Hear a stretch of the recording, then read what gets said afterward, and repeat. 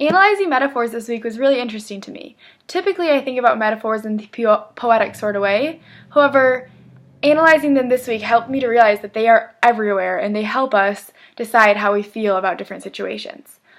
This week we analyzed two different individuals and their theories. We looked at Lakoff and Pinkner.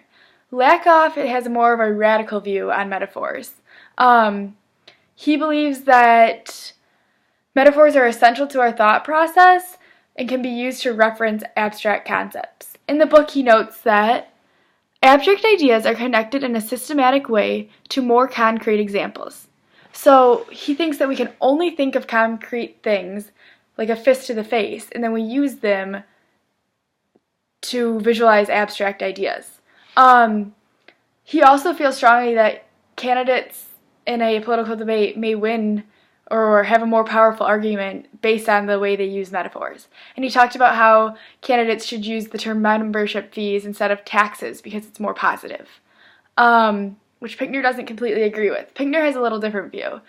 When thinking about Pinkner, it's important to remember that he views the language of thought and thought as two independent things. He agrees that metaphors kind of help us to think about the way that we are. However, he argues that we can use metaphors to think about both concrete and abstract ideas, but concrete ideas, our concrete vocabulary, is more readily available, so that's what we typically use. An example that was powerful to me this week was when talking about boxing terminology and how when we think of the candidates throwing punches, we use that concrete vocabulary to think of an abstract idea of the candidates arguing about something.